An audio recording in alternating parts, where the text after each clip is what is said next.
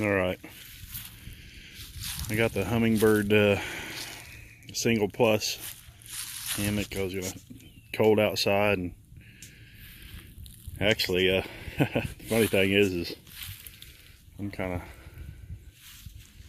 got the flu, or fighting the flu a little bit. My wife had the flu, and I'm feeling pretty good today, so I need a little bit of fresh air, so I'm going to come out here. And I got my, now this is my Yukon Outfitters underquilt, and I have a hammock gear top quilt and sitting inside of it, sitting over here on the top quilt.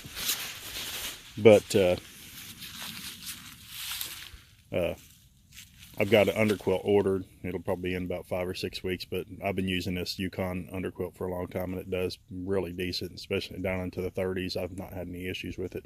I'm a cold sleeper anyway. I like it to be cool out, and some people like it to be a little warmer, so I think some of these lighter underquilts actually work for me. But I'm going to give this Hummingbird single plus a try, and I'm going to lay down in it today, kind of nap in it for a little while and see how comfortable it is. And I'm trying to go ultralight with my my backpacking, and so far I got myself down to about under 20 pounds anyway. With this I could probably go, you know, even less, probably about 18 pounds or so, with the other top quilt. But actually, that Yukon Outfitters is not really that heavy. It's I think a little over a pound, I think, in weight, so it's not too bad. There's my Hyperlight mountain gear tarp over there that I'll be using over the top of it when I do use it. That's the 10x8 Hyperlight mountain gear tarp. Yeah, I'm gonna lay down it today, kind of give it a try. I've got my top quilt, everything over, see if I can stay warm, especially with me being a little bit sick. It'll especially, you know, kind of put it to the test. And I'll let you guys know what I think about it, and the pros and cons. And I've got a hike coming up this next weekend.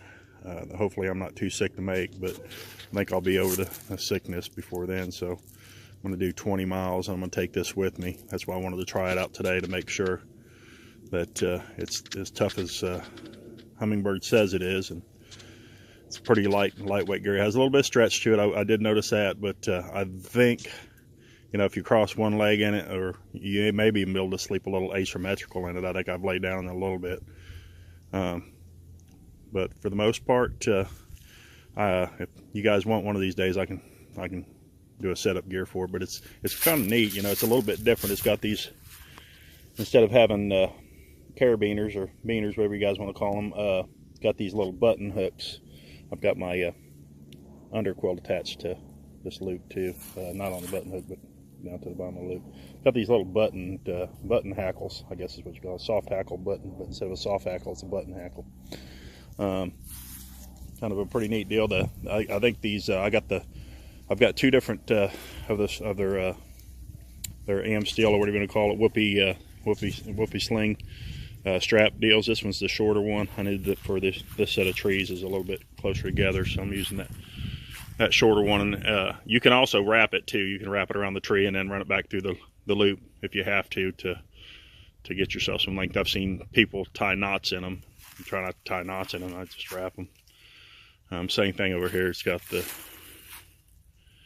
little soft hackle, but with a button on it instead. Button seems to be pretty tough, so I don't think it's going to break or anything. And then of course the straps of the tree, I've got it sitting at about a 30-degree angle for the most part. I've adjusted it a little bit, but I'll lay down in it for a few hours, 2 or 3 hours maybe, and catch a snooze. And after, you know, eating breakfast, I think it's, and take me a nap, and I'll get back on after a while, and I'll let you guys know what I think about it. I think the biggest test is going to be, you know, taking it for 20 miles on a 20-mile trip, which is an overnighter. So I'll be sleeping all night in it, probably out in the 30-degree weather, whatever.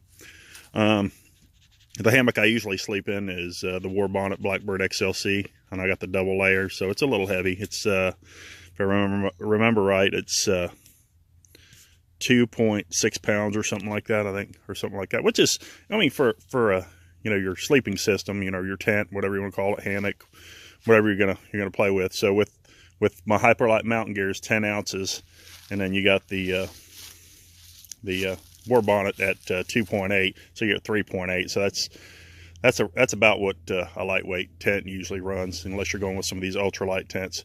But this here, the reason why I want to go this direction to see if this thing is tough enough to last me and go through every hike.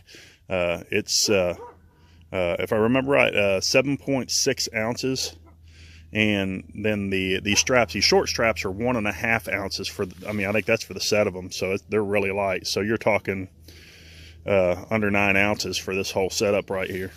If you go with the longer straps, I think they're 2 ounces for the set of whoopee slings and straps and everything. So they're in there, and they're rated to 400 pounds, so they'll hold somebody 400 pounds or better. Probably better, I'd say, because they probably usually rate them lower.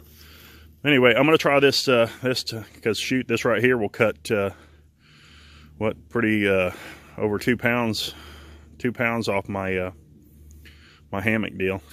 I probably still will keep my war bonnet. I'll just keep it for you know, car camping overnighters and stuff like that, because it's definitely probably one of the most comfortable hammocks I've had. I definitely stand by war bonnet on their hammocks. But for ultralight, I'm gonna give this a try. I'm gonna see how it works, and we'll let you know how it goes. Thanks for watching my video.